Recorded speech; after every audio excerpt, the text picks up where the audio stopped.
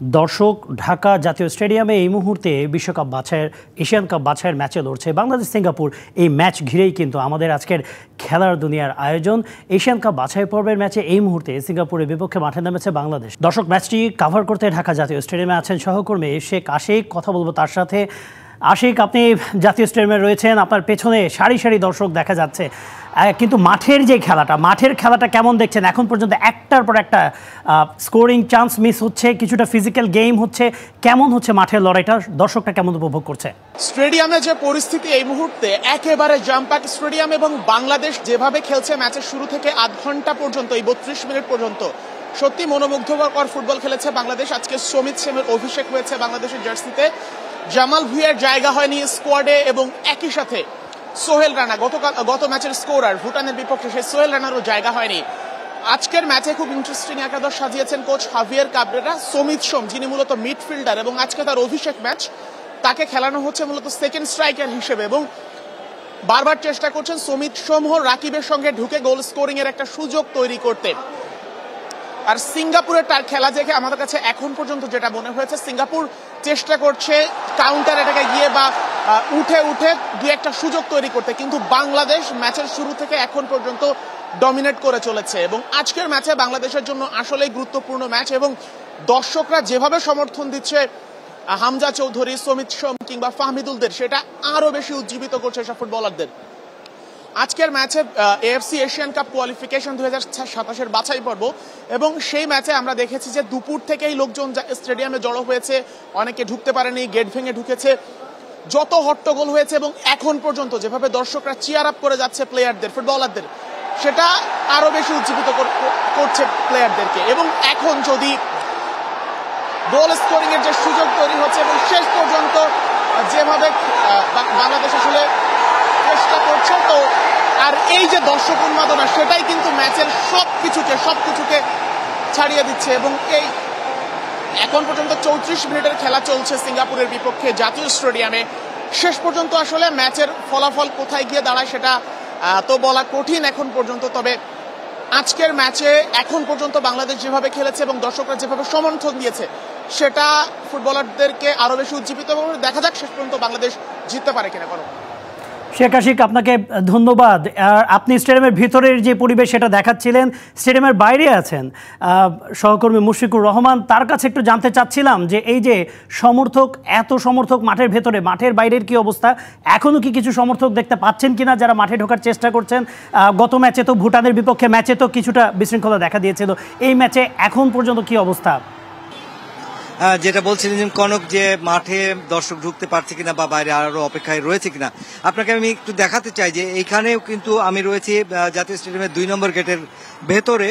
এখানে এখনো বাইরে কিন্তু দর্শক অপেক্ষা করছেন, যারা টিকিট পেয়েছেন তবে দেরিতে এসেছেন এমন দর্শকও যেমন রয়েছেন, টিকিট পাননি তো আর পরেও ভেতরে ঢোকার একটা চেষ্টা, সেই চেষ্টা নিয়েও কিন্তু মানুষ গেটের বাইরে দাঁড়িয়ে রয়েছে।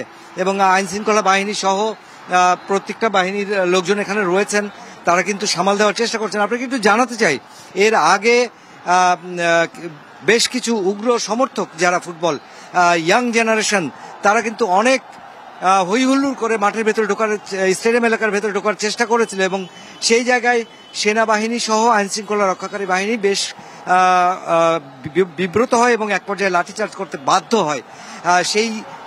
তার প্রেক্ষিতে কিন্তু তারপরেও মাঠে যথেষ্ট দর্শক উপস্থিতি হয়েছে। এবং আপনাকে একটু আমি দেখাতে চাই যে স্টেডিয়ামের ওপরে অনেক দূর থেকে নিশ্চয়ই দেখতে পাবেন যে স্টেডিয়ামের গ্যালারি তো ভর্তি হয়েছে, চেয়ার ভর্তি হয়েছে, তারপরেও কিন্তু অনেক দর্শক দাঁড়িয়ে খেলা দেখছেন। কনক, আপনাকে একটু আমি এই ফাঁকে মনে করিয়ে দিতে চাই যে আজকের স্কোয়াডটা কোচ হাভিয়ার কাবরেরা আজকের স্কোয়াডে কিন্তু গত ম্যাচে 3 জনকে রাখেননি, অধিনায়ক জামাল ভুঁইয়া, সোহেল রানা এবং তাজউদ্দিনকে ছাড়াই আজকে স্কোয়াডটা সাজিয়েছেন। এবং যেখানে গোলকিপার রয়েছেন মিতুল মারমার, ডিফেন্সে তপু বর্মন, তারেক কাজী, সাদউদ্দিন এবং শাকিল তপু, ডিফেন্স মিডফিল্ডারে খেলছেন জামাল,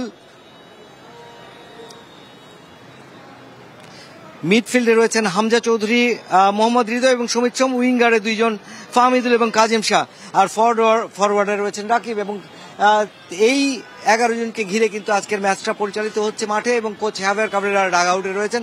আপনাকে একটু জানাতে চাই আমি যে এই ম্যাচে কিন্তু শুরু থেকেই এখন পর্যন্ত বাংলাদেশের প্রাধান্যই আমরা দেখতে পেয়েছি এবং বেশ গোছানো একটা ফুটবল কিন্তু বাংলাদেশ খেলে যাচ্ছে।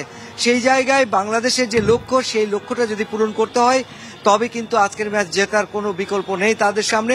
এবং বাংলাদেশের ফুটবলারদের যে ফিজিক্যাল অ্যাপিয়ারেন্স, যে শারীরিক ভাষা, তা কিন্তু জয়ের জন্যই তারা লড়ছে, এমনটাই বোঝা যাচ্ছে। কনক, মুশফিক, মানে আমরা কেন জেনুইন স্ট্রাইকার থাকতে, মানে আলামিনের মতো জেনুইন স্ট্রাইকার থাকতে আমরা রাকিব হোসেনকে কেন আমরা মেকশিফট স্ট্রাইকার হিসেবে খেলাচ্ছি? বারবার কিন্তু এই একই জিনিসটা হচ্ছে, অথচ রাকিব হোসেন আমরা জানি তার যে মানে কমফোর্ট জোন সেটা কিন্তু রাইট উইংয়ে। কেন আমরা বারবার শুধু এই একটা ভুল করছি যেখানে সিঙ্গাপুর একজন জেনুইন স্ট্রাইকার নিয়ে খেলছেন?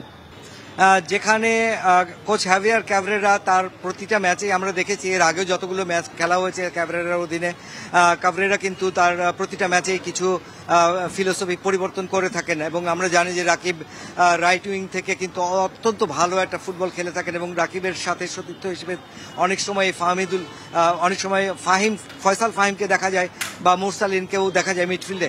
কিন্তু আজকের ম্যাচটাতে কোচ কাবরেরা কেন এটা করেছেন সেটা আসলে বাইরে থেকে বোঝাটা মুশকিল। তারপরে মনে যতটুকু ধারণা করা যায় যে দ্বিতীয়ার্ধে হয়তো বদলি হিসেবে জামাল অথবা অন্য সোহেল রানাকে আনা হবে এবং সেই জায়গায় রাকিবকে আবার তার উইংয়ে ফেরত নেওয়া হতে পারে, এটা ধারণা করা হচ্ছে।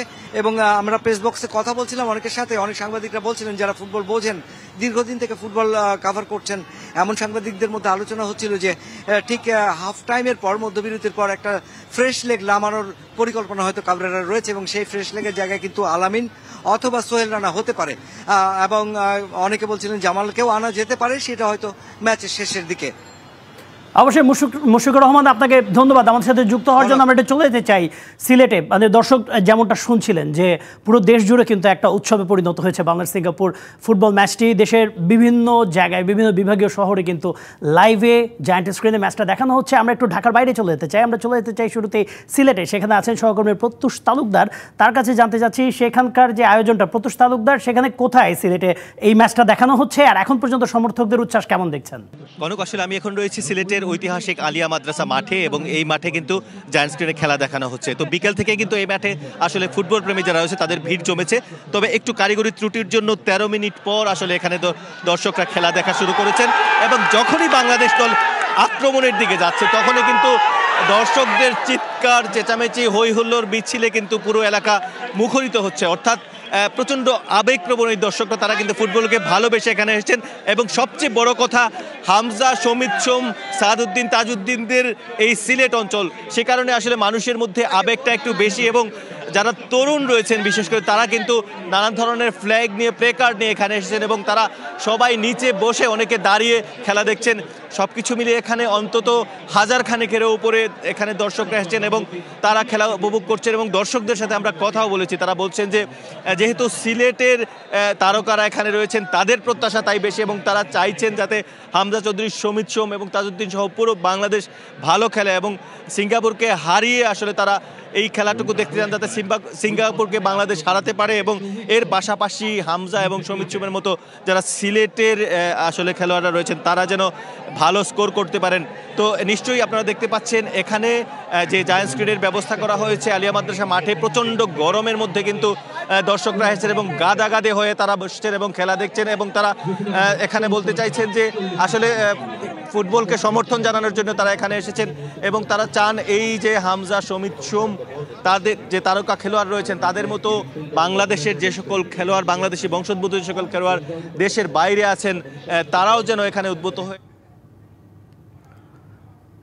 প্রত্যুষ তালুকদার, আপনাকে অনেক ধন্যবাদ আমাদের সাথে যুক্ত হওয়ার জন্য। দর্শক যেমনটা বলছিলেন সিলেট থেকে, প্রত্যুষ তালুকদার সিলেটের ছেলে, হামজা, সমিত সোমের আজকে অভিষেকটা হয়ে গেল। সিলেটের মানুষদের তাই এই ম্যাচটা ঘিরে একটু আগ্রহটা বেশি, সেটাই কিন্তু দেখাচ্ছিলেন প্রত্যুষ তালুকদার।